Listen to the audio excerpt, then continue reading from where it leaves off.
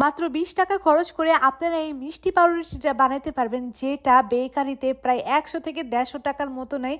বাসায় যা যা ইনগ্রিডিয়েন্ট আছে তা দিয়েই আপনারা এই মিষ্টি পাউরুটিটা বানাতে পারবেন। আর এই মিষ্টি পাউরুটিটা দিয়ে কিন্তু বিকেলের নাস্তা একদম কমপ্লিট হয়ে যাবে। চায়ের সাথে খেতে এটা দুর্দান্ত লাগে। আর এইটা আমি চুলায় বানিয়ে দেখাবো। তো প্রথমে আমি এখানে 1.5 কাপ ময়দা আর 1.5 চা চামচের মতো ইস্ট নিয়ে নিয়েছি। সেই সাথে এখানে আমি 4 টেবিল চামচের মতো চিনি দিয়ে দিলাম, দিয়ে দিয়েছি সামান্য পরিমাণ লবণ। এই সবগুলোকে একসাথে মেশানোর পর এখন এখানে কুসুম গরম পানি অ্যাড করব। যেহেতু এখানে ইস্ট দিয়েছি সেহেতু এখানে কুসুম গরম পানি অ্যাড করতে হবে। অতিরিক্ত গরম পানি অ্যাড করলে কিন্তু হবে না, জাস্ট হালকা হালকা কুসুম গরম পানি এখানে অ্যাড করে নেবেন। তারপর মথে আমি একটা ডো বানিয়ে নিলাম। ডোটা যখন একদম কমপ্লিট হয়ে যাবে তখন এখানে দিয়ে দেব প্রায় 2 টেবিল চামচের মতো রান্নার রেগুলার সয়াবিন তেল।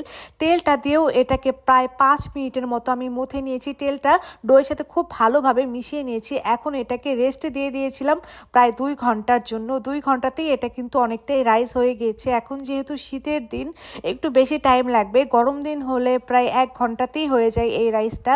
যাই হোক, এখন আমি একটা বড় করে রুটি বেলে নিচ্ছি। আর এটা যেহেতু মিষ্টি পাউরুটি তাই এখানে আমি ড্রাই ফ্রুটস দিয়ে দেবো। ড্রাই ফ্রুটসের ভেতরে এখানে আমি টুটি ফুটি, কিশমিশ আর কিছু বাদাম কুচি দিয়েছিলাম। তারপরে এটাকে রোল করে নেব। রোল করে নেওয়ার পর এটা মাছ বরাবর কেটে নেব। আপনারা স্ক্রিনে দেখে এটা বুঝতেই পারবেন কাজটা আমি কিভাবে করতেছি। এভাবে জাস্ট মাছ বরাবর কেটে নেব। কেটে নিয়ে দেখেন যে 2টা কিন্তু ভাগ হয়ে গিয়েছে। এখন এক পাশের একটা নিয়ে এভাবে জাস্ট রোল করে নেব, মানে ঘুরিয়ে ঘুরিয়ে পেঁচিয়ে নেব। আর পেঁচিয়ে নিলে দেখবেন যে খুব সুন্দর একটা ফ্লাওয়ার শেপ হয়ে যাবে। আর এই পাউরুটিটা এই কিশমিশ আর টুটি ফুটির জন্য খেতে ভীষণ ভালো লাগে। যেহেতু এখানে একটু চিনির পরিমাণটাও বেশি, মানে মিষ্টি মিষ্টি লাগে, খেতে দুর্দান্ত লাগে। আমার মনে হয় বেকারির থেকেও এটা বেশি মজা হয়। করলে উপরে কিভাবে কালার আনবেন সেই টেকনিকটাই এখন শিখিয়ে দেবো। একটা ডিমের কুসুমের সাথে 1 চা চামচ গুঁড়ো দুধ আর 1 চা চামচ চিনি খুব ভালোভাবে মিশিয়ে নিয়েছি। এখন এই মিশ্রণটাই উপরে ব্রাশ করে দেব। ডিম, চিনি, দুধের মিশ্রণ উপরে যদি ব্রাশ করে দেন তাহলে চুলায় বেক করলেও খুব সুন্দর একটা কালার আসবে। আর এইটাই হইতেছে টেকনিক চুলায় কালার আনার। অনেকেই শুধু ডিমের কুসুম ব্রাশ করেন, এতে করে কালারটা কম আসে। আপনারা জাস্ট একবার ডিম, চিনি আর গুঁড়ো দুধ ইউজ করে দেখবেন, খুব সুন্দর একটা কালার পাবেন। আর উপরে আমি এখন সাদা তিল ছিটিয়ে দিচ্ছি। আর এখন এটাকে বেক করে নেব। চুলায় একটা স্ট্যান্ড বসিয়ে নিয়ে এটাকে আমি দিয়ে দিলাম। আর এটাকে এখন আমি প্রায় 20 থেকে 25 মিনিটের মতো একদম ঢাকনা দিয়ে ঢেকে বেক করে নেব। উপরে একটা শিল দিয়ে দিয়েছিলাম যেন কোনো প্রকারই বাতাসি না বের হয়।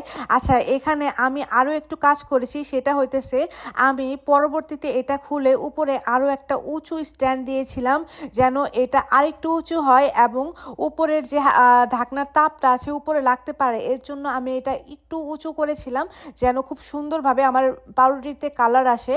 তো দেখতেই পাচ্ছেন আমার পাউরুটি কিন্তু অলমোস্ট হয়ে গিয়েছে। এটাকে আমি 20 মিনিটের মতো বেক করে নিয়েছিলাম। আর এটাকে আমি লো আঁচে বেক করেছি।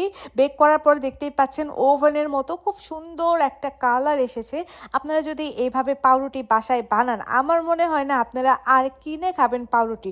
নরম তুলতুলে স্পঞ্জি এই পাউরুটিটা কিন্তু আপনারা আমার এই রেসিপিতেই বানাইতে পারবেন। সবশেষে একটা কথাই বলবো, রেসিপি ভালো লাগলে রেসিপিটা শেয়ার দিয়ে দিবেন আর আমার পেজটাকে ফলো দিয়ে দিবেন। আজ তাহলে এই পর্যন্তই। আল্লাহ হাফেজ।